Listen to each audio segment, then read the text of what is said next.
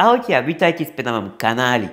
Ja som František Mareta a dnes sa budeme rozprávať o tipoch a trikoch pre ľudí na vozíku, ktoré mám odskúšané v praxi a naozaj mi spríjemnili, zlepšili a uľahčili život.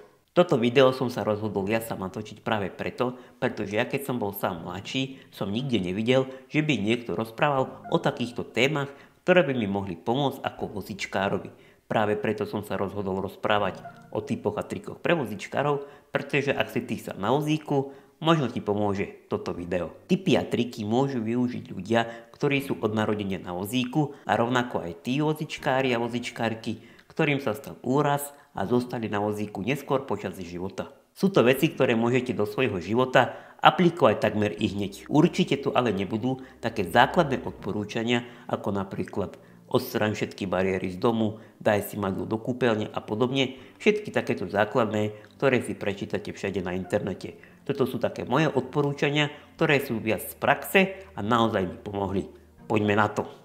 Nebojte sa rozprávať o svojom zdravotnom handicape. Možno je to na prvý bod až príliš viem, ale chcem to hneď takto do začiatku spomenúť. Samozrejme, ak vám nie je príjemné o tom rozprávať, nikoho do toho netlačím, aby zdieľal svoj osobný príbeh, pretože niekto, keď rozpráva o svojom zdravotnom handicape, môže spomínať na svoju traumu z úrazu, čo samozrejme nie je príjemné. Ale keď človek príjme svoj stav, nebude sa báť, hanbiť, rozprávať o tom, tak sa tým pádom nebude v spoločnosti vytvárať o takýchto témach tabu. Niečo zvláštne. Pretože kto iný ako ľudia so zdravotným handicapom majú dopomôcť k tomu, aby takéto témy boli štandardom. To môže čiastočne dopomôcť odstrániť stigmu a predsudky spojené s handicapom a vytvárať tak inkluzívne prostredie. Ďalej, ak budeme rozprávať o svojom zdravotnom znevýhodnení, zlepší sa vzdelanosť a informovanosť širšej spoločnosti. Umožňuje to ľuďom získať lepšie porozumenie potrieb a víziev spojené s daným handicapom. A taktiež môže človek nájsť takýmto štýlom niekoho iného, čo si prechádzal niečím podobným alebo má rovnakú diagnózu. Môžete si tak navzájom vymeniť rady, skúsenosti a cenné informácie. A v neposlednom rade, keď človek bude viac rozprávať o svojom zdravotnom znevýhodnení, môže si získať určitým spôsobom aj viac sebavedomia. Ale mám na mysli hlavne to, že ak človek príjme svoj zdravotný handicap a nebude sa báť rozprávať o tom, pretože zdravotný handicap je súčasť jeho osoby, tak to môže pomôcť nielen tomu danému človeku, ale aj celej širšej spoločnosti. Celkovo som presvedčený, že otvorená komunikácia o zdravotnom handicape môže viesť k lepšiemu porozumeniu a empatii od ostatných ľudí. Jasné, ale ešte raz opakujem a zvýrazním, nikoho do toho netlačím. Stiahni si aplikáciu Vozičkár Map. Táto apka je unikátna na monitoring prístupnosti miest. Umožňuje nájsť najbližšie bezbariérové objekty, komentovať ich stav, alebo sa opýtať rôzne otázky komunity vozičkárov, ktorí tú aplikáciu používajú. Aplikácia pomôže všetkým, pre ktorých je dôležitá prístupnosť a bezbariérovosť pred návštevou hociakého miesta. Človek na vozíku si vie dopredu naplánovať, či na dané miesto, ktoré chce navštíviť, potrebuje asistenta. Napríklad vidí, že v popise je napísané, že pred vstupom do budovy je veľký schod, ktorý sám nedá, tak si vie naplánovať, že na to miesto potrebuje osobu, ktorá mu s tým pomôže. V aplikácii nájdeš informácie o bezbariérovosti napríklad kostolov, bank, gastroprevádzok, ale samozrejme aj prístupných bezbariérových miest pre vozičkárov. Do aplikácie môžu pridávať miesta nielen ľudia na vozíku, rovnako tak aj ľudia, ktorí nemajú žiaden zdravotný handicap. Čím viac ľudí bude používať túto aplikáciu, tým viac miest bude pokrytých. Toto nie je žiadna platená spolupráca, len moje odporúčanie. Pokračujeme.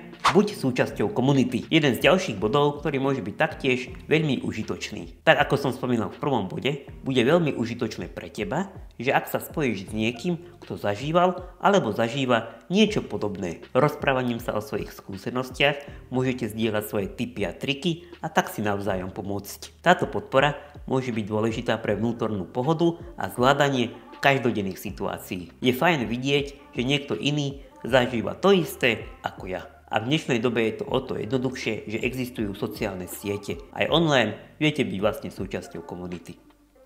Keďže toto video natáčam, keď je zima, teplota býva často okolo 0, tak tu dám jeden aktuálny tip na zimu. Zaobstarajte si takýto vak, ktorý ťa bude držať v teple. Stále sedíme. Prekvapivo, tak je jasné, že je nám v zime Zima. Kým som nemal tento vak, tak som skúšal veľa iných možností, napríklad deku, ale to mi nevyhovovalo, pretože deka sa dostávala do veľkých kolies, ale s týmto vakom je to oveľa komfortnejšie. Nasadenie je jednoduché a materiál, z ktorého je to vyrobené, je veľmi, ale že veľmi pohodlný. Ak toto náhodou ešte nemáš, alebo poznáš niekoho v tvojom okolí, kto je na vozíku, tak mu určite o takejto pomôcke povedz. V zime to veľmi ocení. Určite odporúčam. Údržba vozíka je veľmi dôležitá. Hlavne teraz rozprávam o mechanickom vozíku, ale aj o ten elektrický sa treba starať. Napríklad nabíjať baterky, aj keď sa elektrický vozík nepoužíva, pretože tak sa predĺži životnosť. Čo sa týka mechanického vozíka, tam ide hlavne o to, aby sa pravidelne čistili kolesa od vlasov, lebo vlasy sa tam dostávajú veľmi často.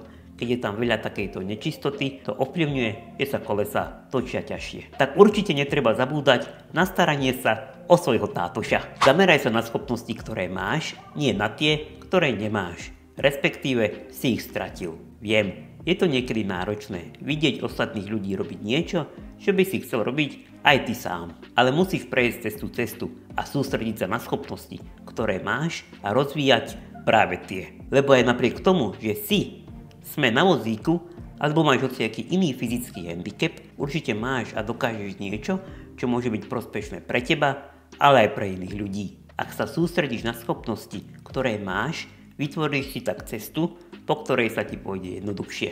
Je to dlhá cesta seba akceptácie, ale určite sa to oplatí.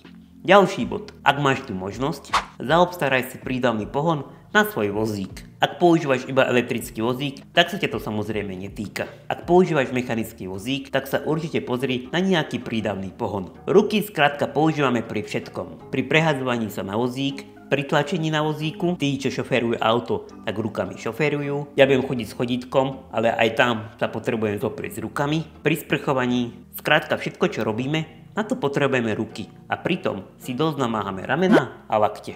Plná funkčnosť rúk nám musí slúžiť celý život, tak takéto uľahčenie pohonom je veľmi prospešné. Vrelo odporúčam.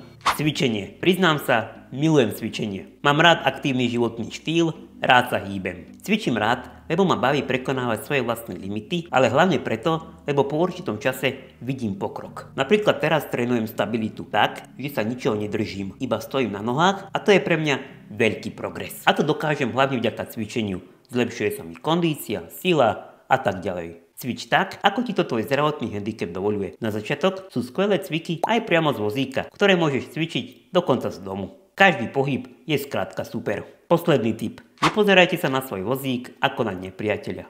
Problém nie je tvoj handicap, ale bariéry, ktoré treba odstrániť. Upozorňuj na ne, rob to, čo ťa baví, lebo aj na vozíku sa dá robiť veľmi veľa aktivít. Aj so zdravotným znevýhodnením sa dá žiť život naplno. To bola jeden z hlavných dôvodov, prečo som sa rozhodol točiť tieto videá na internet, aby som v širšej spoločnosti ukázal, ako sa žije na vozíku. A že je to úplne bežné a normálne. Toto boli moje tipy a triky pre ľudí na vozíku. Viem, toto je téma, ktorá sa týka veľmi úzkej skupiny ľudí, ale na Slovensku žije so zdravotným znevýhodením až 15% spoločnosti. Ak toto video pomohlo aspoň jednému človeku, budem veľmi, ale veľmi rád. Ďakujem pekne za váš čas, budem vďačný za like, odber, rovnako tak za spätnú väzbu a ak chcete, môžete toto video zdieľať, aby sa dostalo čo najviac ľuďom, ktorí to potrebujú. Vidíme sa na budúce. Čau!